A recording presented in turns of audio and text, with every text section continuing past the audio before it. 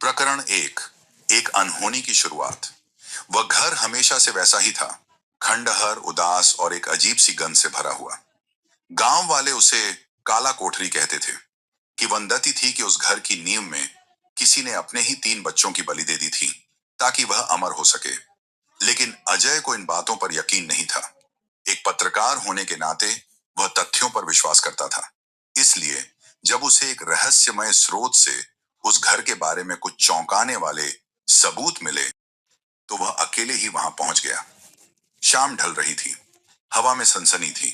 अजय ने अपना टॉर्च जलाया और टूटे हुए फाटक को धक्का दिया। चरमराती हुई आवाज ने शांति को चीर दिया। अंदर का वातावरण बाहर से भी ज्यादा डरावना था। दीवारों पर कालिक के निशान थे और फर्श पर कहीं कहीं सूखे हुए काले रंग के दाग, शायद खून के। उसने अपना कैमरा निकाला और एक एक कमरे की तस्वीरें लेने लगा। तभी उसकी नजर सीढ़ियों पर पड़ी जो नीचे की ओर जाती थीं। एक तहखाने में सीढ़ियां लकड़ी की थीं, सड़ी हुई। हर कदम पर वह चरमराती, मानो उसके वजन से टूट जाएंगी। तहखाने में उतरते ही एकदम घुटने वाली बदबू ने उसे जकड़ लिया। सड़े हुए मांस, पुरानी मिट्टी और किसी अज्ञात रसायन का मिला जुला स्टेंच। टॉर्च की रोशनी में उसने देखा, दीवारें पूरी तरह से अजीब निशानों से भरी हुई थीं। ये निशान इंसानी हाथों के नहीं लगते थे। वे लंबे, पतले और नुकीले थे, मानो किसी विशालकाय कीड़े या जानवर ने खरोंचे हों। और फिर उसने आवाज सुनी। प्रकरण 2। वह जो दीवारों के भीतर रेंगता है, पहले तो धीमी, गीली सी आवाज थी, जैसे कोई कीचड़ में से रेंग रहा हो। फिर वह आवाज तेज हुई और करीब आई। अजय का दिल जोरों से धड़कने लगा। उसने टॉर्च घुमाकर देखा, लेकिन वहां कुछ नहीं था, सिवाय एक कोने के जहां से वह आवाज आ रही थी। वह कोना अंधेरे में डूबा हुआ था, पर टॉर्च की रोशनी पहुंचते ही अजय की सांसें थम गईं। दीवार हिल रही थी।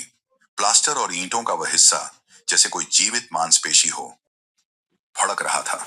और फिर धीरे धीरे दीवार से एक आकृति उभरी। वह एक हाथ था, पर इंसानी नहीं। उसकी उंगलियां बेहद लंबी और पतली थीं, जिनके सिरे नुकीले नाखूनों से खतरनाक लग रहे थे। उसकी त्वचा चमकदार, गीली और पीले स्लेटी रंग की थी, जैसे लाश की त्वचा को उबार कर सुखा दिया गया हो। वह हाथ हवा में टटोल रहा था, फिर अचानक तेजी से अजय की तरफ बढ़ा। अजय चीखता हुआ पीछे भागा। सीढ़ियां चढ़ते हुए उसे लगा जैसे उसके टखने को किसी ठंडी चिपचिपी चीज ने छू लिया है। वह ऊपर आया और बेतहाशा दौड़ता हुआ घर से बाहर निकला। पर उसकी कार, वह स्टार्ट ही नहीं हुई। मोबाइल में कोई सिग्नल नहीं। और तभी उसने पीछे मुड़कर देखा। खिड़कियों के पीछे अंधेरे में सिर्फ वे हाथ नहीं थे, अब चेहरे थे। एक नहीं, कई सारे। वे चेहरे मानवीय थे, पर उनमें कुछ गड़बड़ थी। आंखें बहुत बड़ी, काली और बिल्कुल बिना पुतलियों वाली थीं। मुंह सिल दिए गए थे, पर उनके भीतर कुछ हिलट सी रही थी, मानो कीड़े भरे हों। वे चेहरे सिर्फ देख रहे थे और मुस्कुरा रहे थे। प्रकरण 3। अंधेरे का अधपात। अजय जानता था कि अब वह गांव तक पैदल नहीं पहुंच पाएगा। रात पूरी तरह छा गई थी और जंगल का रास्ता खतरनाक था। उसने घर के पीछे एक छोटी सी लकड़ी की कोठरी देखी। वहां छिपने का फैसला किया। कोठरी के अंदर लकड़ी का बुरादा, पुराने औजार और फिर से वही गंध थी। उसने दरवाजा बंद किया और एक कोने में दुबक गया। कई घंटे बीत गए। बाहर सन्नाटा था। शायद वह सुरक्षित था। तभी उसे लकड़ी के फर्श के नीचे से खुरचने की आवाज आई। धीमी, लगातार और निरंतर बढ़ती हुई। वह आवाज सीधे उसके नीचे से आ रही थी। अजय ने डरते हुए नीचे देखा। फर्श की एक तख्ती हिल रही थी। फिर चरमराते हुए वह तख्ती थोड़ी ऊपर उठी और उसके नीचे से वही पीली चमकदार उंगलियां दिखी। वे फर्श को खोद रही थीं, उसे पूरी तरह हटाने की कोशिश कर रही थीं। अजय खुद को कोठरी से बाहर फेंक कर भागा, पर बाहर जो दृश्य था वह और भी भयानक था। पूरा घर अब जीवित हो गया था। दीवारों से वे विचित्र जीव निकलकर बाहर रेंग रहे थे। उनका आकार इंसानों जैसा था, पर वे चौपायों की तरह चलते थे। उनकी पीठ और जोड़ों से नुकीली हड्डियां बाहर निकली हुई थी और उनके सिर पर मुंह नहीं था, बस वही बड़ी बड़ी काली आंखें थी। वे अजय की तरफ देख रहे थे। फिर एक साथ उन्होंने अपने सिर के ऊपरी हिस्से में एक दरार खोली। वह दरार चौड़ी हुई और उसमें से निकले कीड़े, काले चिपचिपे हजारों कीड़े, जो उनके सिर से बाहर फूट पड़े और हवा में सरसराते हुए अजय की ओर बढ़ने लगे। प्रकरण 4। बलि का अंतिम चरण। अजय पीछे हटा, पर पीछे से एक ठंडी बलवती पकड़ ने उसे जकड़ लिया। वह मुड़ा। उसके पीछे एक और जीप खड़ा था, पर वह बाकियों से अलग था। उसने एक पुरानी गंदी साड़ी पहन रखी थी और उसके चेहरे पर इंसानी विशेषताएं बची हुई थी, पर वे बिल्कुल विकृत हो चुकी थी। वह महिला थी जिसने सैकड़ों साल पहले अपने बच्चों की बलि दी थी। वह मरी नहीं थी। वह यहाँ इस घर में उन्हीं के साथ रह रही थी। उसने अपना मुंह खोला। उसकी जीभ नहीं थी। उसके गले के अंदर कुछ छोटे छोटे मानवीय हाथ हिल रहे थे, जैसे कोई भूखा बच्चा मांग रहा हो। उसने एक तीखी, बिल्कुल भी मानवीय न लगने वाली आवाज निकाली, जो सीधे अजय के दिमाग में घुस गई। तुम्हारी जिज्ञासा हमारा भोजन है, तुम्हारा डर हमारा आनंद, तुम्हारी देह मेरे बच्चों के लिए एक नया घर।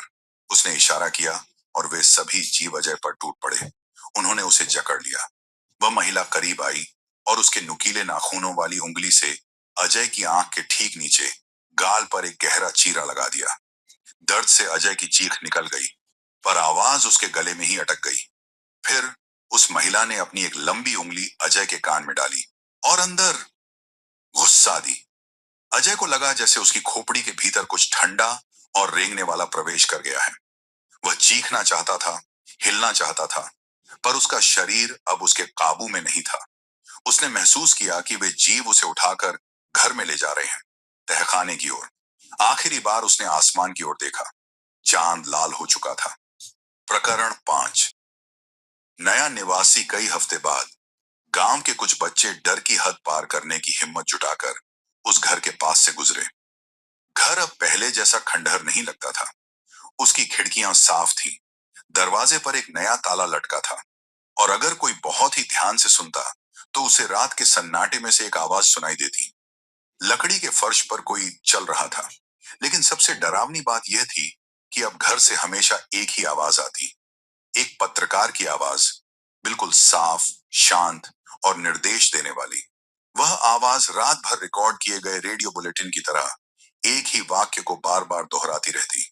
यहाँ कोई नहीं है, ये घर खाली है, देखने के लिए कुछ नहीं है, पीछे मुड़कर मत देखो, चले जाओ, चले जाओ, चले जाओ।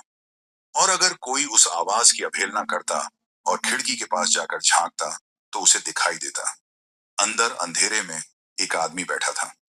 वह एक डेस्क पर बैठकर एक खाली कॉपी में लगातार कुछ लिख रहा था, और जब वह कभी कभार सिर उठाकर खिड़की की ओर देखता तो उसकी आंखों की जगह सिर्फ गहरे काले अनंत सुराख होते थे, जिनमें से छोटे छोटे कीड़े कभी कभार बाहर झांक लेते थे। घर अब खाली नहीं था। उसे एक नया निवासी मिल गया था, और वह निवासी अब तक लिखता ही जा रहा है, उस कहानी को जो कोई कभी पढ़ नहीं पाएगा।